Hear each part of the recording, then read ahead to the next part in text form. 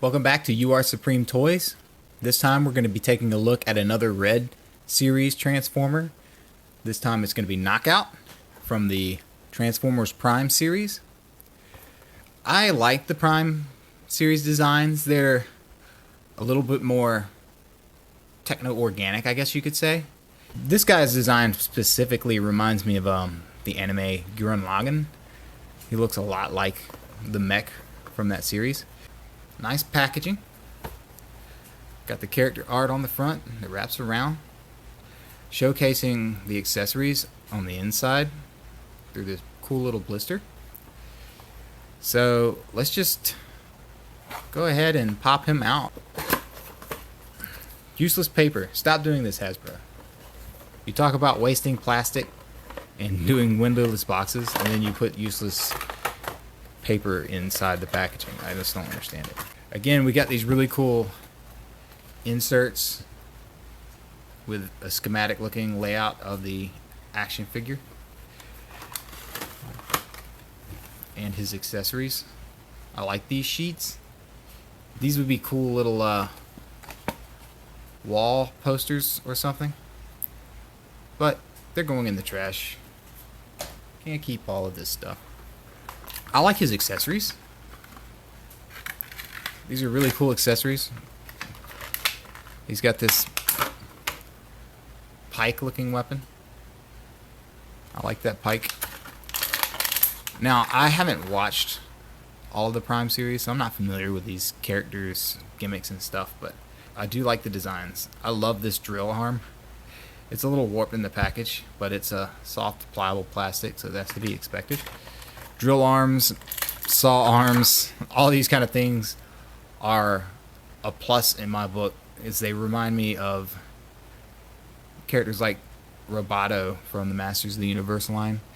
Now, I noticed about this figure, like these pegs that slot into the wrist are very small. For instance, I'll bring in Ultra Magnus' hand right here, and that is just excessively small, and they seem very, I don't know, fragile. They're not too fragile. They got some give to them, but I would be worried about these breaking it over extended amounts of play. Alright. Ooh, that scared me. Some kind of like corkscrew weapon, and it's very pliable. I don't like that, but I'm glad I didn't break it. I'm not sure what this is. It's like a bottle opener or something. And then he's got two standard hands, a fist, and a grappling hand.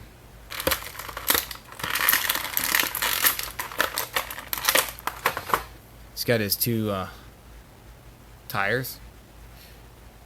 They do turn, so that's pretty cool. They're not hinged anywhere, so they just plug in and you can turn them at the very least. And he came out of the package relatively easy. Now, he's a bit wobbly. I'm not sure how I feel about that. And that's not his, that is the actual like peg holding his leg doing that. Let's see what articulation he has. That head just moves side to side mostly. It does not do a lot of anything. His arms, these shoulder pads can swivel with his arm, but they can also stay independent. It hinges about that much. It's got a twist. Ooh, oh, that's a beautiful range of motion there. I like these little door shields, like the window and the mirror, rear view mirror. There's not a lot of detail on them. That's all painted on. I don't know if you can see that clearly. As far as the wrist, it's got a hinge and the swivel. And then that mirrors all over to the other side. That is just an amazing range of motion. This is what I mean. The articulation is the one thing that keeps me coming back to this line. It's just I was so disappointed in what Super 7 offered and what they were capable of.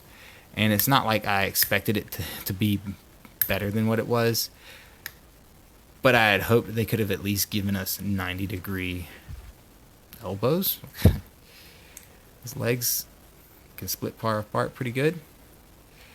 Solid plastic for the legs. Lots of times Hasbro will release a figure and it'll be kind of gummy, but the actual joints seem to have a lot of give to them. There is a knee swivel as well as the hinge, so you can move his boot. Now the foot. Huh. There is an articulation here, but it was twisted. If you buy one of these, make sure that that hinge right there in the middle is lined up, because it was like that in the box, and you're not gonna be able to bend it like that. So you're gonna have to do that and then twist it around. Try to twist it back into place, and it's not wanting to do that for me.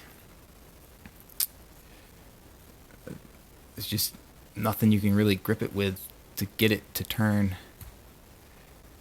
back to where the orientation it should be at. That's not a big deal, I guess.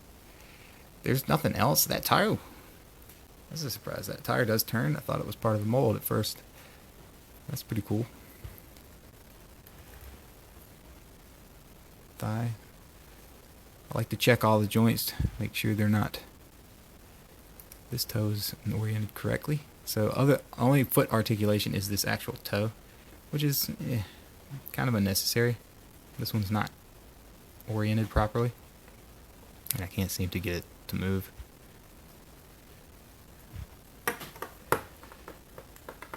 It's going to take some doing to get him in a pose that you like, and then he's so wobbly that I'm not sure if he's going to stay there. It's just those thigh pegs are just so wiggly. Alright, let's see about switching hands. I don't think there is no hinge. There is no hinge on this drill arm, so it's just going to plug in. That'll be it. I like to inspect these when I'm trying to pull them out. This is my thing. I want to be able to swap accessories in hands without heating them up or anything, and I feel like if you can't do that out of the package, that's a negative. The drill arm looks pretty cool. It's like going in for the kill. I like that. I want to get him this pike too. Goes in there pretty easy, but it doesn't seem to. You have to slide it down to this end to really make him hold it. Almost forgot these tires. I believe this is the proper orientation. There's only one way you can put them in, but you could probably put them on backwards.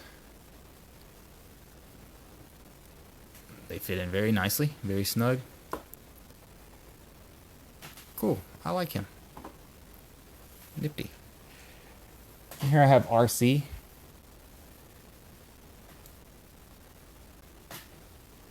I believe she was wave 1. I believe RC was in the first wave.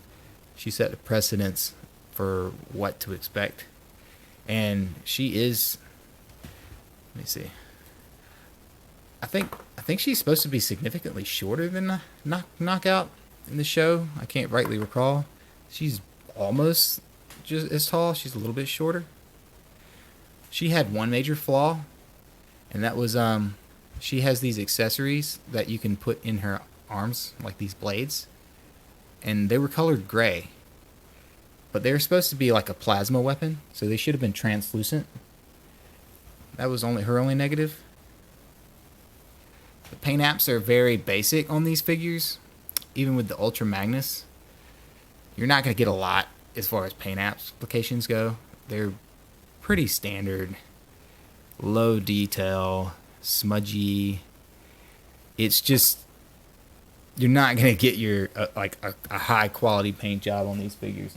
For instance, this Ultra Magnus, I didn't cover it in the last one, but he has some paint flecking on the brow and stuff.